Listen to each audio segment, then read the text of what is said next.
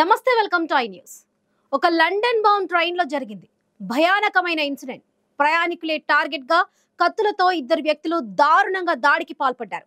ఈ ఘటనలో 10 మందికి పైగా హాస్పిటల్ కు తరలించారు. వారిలో 9 మందికి లైఫ్ థ్రెటనింగ్ ప్రాణాంతక గాయాలయ్యాయి. పోలీసులు తక్షణమే రంగంలోకి దిగి ఇద్దరు అనుమానితులను అరెస్ట్ చేశారు. ఈ క్రూరమైన దాడి ఎక్కడ ఎలా జరిగింది అనేది చూద్దాం.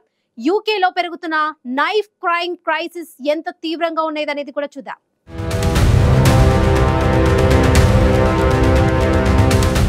ఈ టెన్షన్ ఇన్సిడెంట్ శనివారం సాయంత్రం 7:30 సమయంలో ఈస్టర్న్ ఇంగ్లాండ్ లో జరిగింది. పీటర్ బరో స్టేషన్ నుంచి లండన్ కు వెళ్తున్న ట్రైన్ ఒక్కసారిగా బ్లడ్ బాత్ గా మారింది. దాడి జరుగుతోందని 9 నిమిషాల వ్యవధిలోనే పోలీసులకు కాల్ అందింది.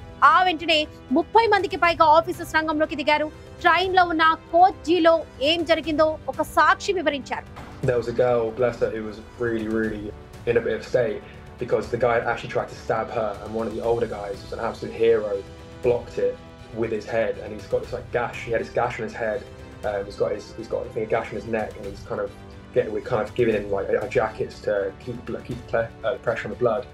And while we're doing that, there's this person that I know, and he's kind of looked at me and gone like, "Have you got anything we can use in case he comes through?" There's at least 10 ambulances, 12 ambulances. We had a Jack Daniels bottle between us, and that was it. So we're kind of sitting there with one Jack Daniels bottle, just looking down the end of this. కొందరు వ్యక్తులు అరుచుకుంటూ నా వైపు వచ్చారు, నన్ను పొడిచారు, knife ఉంది అని చెప్పడం విన్నాను. ఆ గాయపడిన వ్యక్తి శరీరంపై భారీగా రక్తస్రావం అవుతుంది.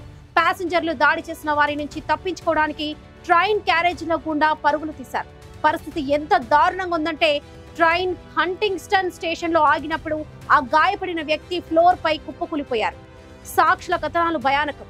ఒక సాక్షి టైమ్స్ న్యూస్ పేపర్ కు మాట్లాడుతూ పెద్ద కదితో ఉన్న మనిషిని చూశానని, భయంతో చాలా మంది వాష్రూమ్స్ లో దాక్కున్నారని, ట్రైన్ లో బ్లడ్ ఎవ్రీవేర్ ఉందని తెలిపారు. వెంటనే రంగంలోకి దిగిన ఆర్మ్డ్ పోలీసులు ప్యాసింజర్లను ఎస్కార్ట్ చేసి సేఫ్ గా బయటకు తీసుకొచ్చారు. ఈ అపోలింగ్ ఇన్సిడెంట్ పట్ల యూకే ప్రధాని కీ స్టార్మర్ డీప్ కన్సర్న్ వ్యక్తం చేశారు. బాధితుల పట్ల తన సోదరి భ్రాతృత్వాన్ని తెలియజేస్తూ ఫస్ట్ రెస్పాండర్స్ కు థ్యాంక్స్ తెలిపారు. ఈ ఇన్సిడెంట్ నైఫ్ క్రైమ్ యూకేలో ఎంతగా పెరుగుతుందో తెలియజేసే స్ట్రాంగ్ ఎవిడెన్స్. 2011 నుండి ఇంగ్లాండ్ వెల్ఫ్ లో నైఫ్ క్రైమ్ రేట్ స్టడీగా పెరుగుతుంది. ప్రపంచంలో స్ట్రిక్టెస్ట్ గన్ కంట్రోల్స్ ఉన్న ఈ రాంపేట్ నైఫ్ క్రైమ్ ఒక నేషనల్ క్రైసిస్ గా మారింది. నైఫ్ క్యారీ చేస్తే 4 సంవత్సరాల జైలు శిక్ష ఉన్నా, ప్రభుత్వ ప్రయత్నాలు ఉన్నా ఇలాంటి దాడులు స్టాప్ కావడం లేదు.